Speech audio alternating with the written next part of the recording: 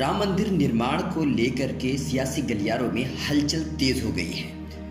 हो सकता है 2019 का इलेक्शन इसी मुद्दे को लेकर के लड़ा जाए। आरएसएस की स्थापना दिवस के मौके पर संघ प्रमुख मोहन भागवत ने राम मंदिर का मुद्दा उठाते हुए सरकार से कानून बनाने की मांग भी की थी।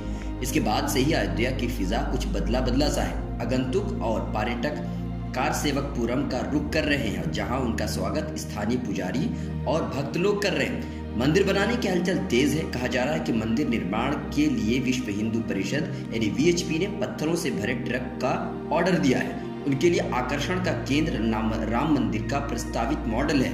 वहीं वीएचपी ने मंदिर के निर्माण कार्य की तैयारियों को आगे बढ़ा दिया है। सबकी नजरें 29 अक्टूबर से सुप्रीम कोर्ट में राम जन्मभूमि बाबरी मस्जिद विवाद को लेकर शुरू होने वाली सुनवाई पर है, जिसे वो अपने पक्ष में आने की उम्मीद कर रहे हैं। बताया जा रहा है कि वीएचपी ने मंदिर निर्माण के लिए पत्थरों से भरे ट्रकों का ऑर्डर दिया है। साथ ही कई कारीगरों से बात भी चल रही, ताकि एक बार मंदिर को कानूनी रूप से हरी झंडी मिलने के बाद 3 मंजिला इमारत मंदिर के लिए बनाए जा सके।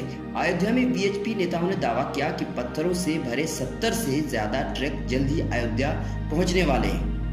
वीएचपी के इंटरनेशनल उपाध्यक्ष चंपत रॉय कहते हैं कि तेजी से काम होने के लिए अधिक पत्थर और कारीगरों की जरूरत है। उन्होंने कहा कि अब हम पीछे नहीं हटने वाले। ये सच्चाई की विजय के लिए लड़ाई है। हम सुप्रीम कोर्ट के आदेश का इंतजार कर रहे हैं। मंगलवार को अयोध्या में पुलिस बल की भारी मुस्तैदी भी देखी गई। राम जन्मभूमि तक जाने वाली सड़क लोगों की आवाजाही के लिए बंद रही और स्थल के साथ साथ सुरक्षा कर्मियों की तैनाती भी रही। हालांकि बाबरी मस्जिद के मुख्य पक्षकार इकबाल अंसारी इससे नाखुश हैं।